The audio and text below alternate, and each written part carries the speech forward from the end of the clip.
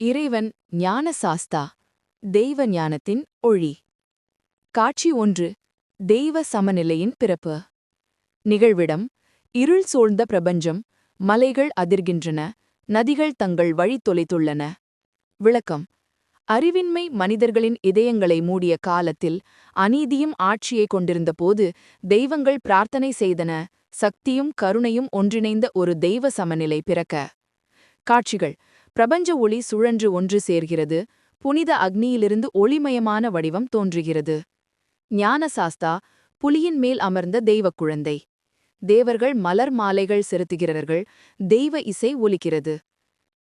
ஓம். காட்சி 2. ஞானத்தின் தெய்வக் குழந்தை. நிகழ்விடம்: பொன்னம்பலமேடு அருகே ஒரு அமைதியான காடு, காலை ஒளி பொழியும் வேளையில். விளக்கம்: குழந்தையாக இருந்த சாஸ்தா முனிவர்களிடையே நடந்து பிரம்மஞானத்தின் அர்த்தத்தை போதித்தார், அதாவது அனைத்து உயிரும் ஒன்றே என்று. காட்சிகள்: பனியால் சூழ்ந்த மரத்தடியில் சாஸ்தா தியானத்தில் அமர்ந்துள்ளார். அவரை சுற்றி முனிவர்கள். முகத்தில் ஒளி பிரதிபலிக்கிறது.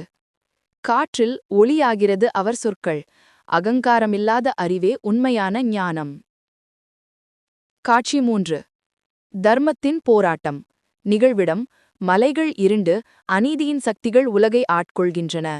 விளக்கம்: அநீதி மீண்டும் எழுந்தபோது சாஸ்தா தன் வில்லை எடுத்தார், அழிக்க அல்ல, விழிப்புணர்வை ஏற்படுத்த. காட்சிகள்: புலியின் மேல் சாஸ்தா மின்னல் மேகங்களை தாண்டி பாய்கிறார். தங்க ஒளியாகிய அம்புகள் பாய்ந்து இருளை தாமரையாக மாற்றுகின்றன. தீமை அழிகிறது, அமைதி மீழ்கிறது. மலைகளில் ஒலிக்கிறது: சுவாமியே சரணம் ஐயப்பா, சாஸ்தா சரணம் ஐயப்பா.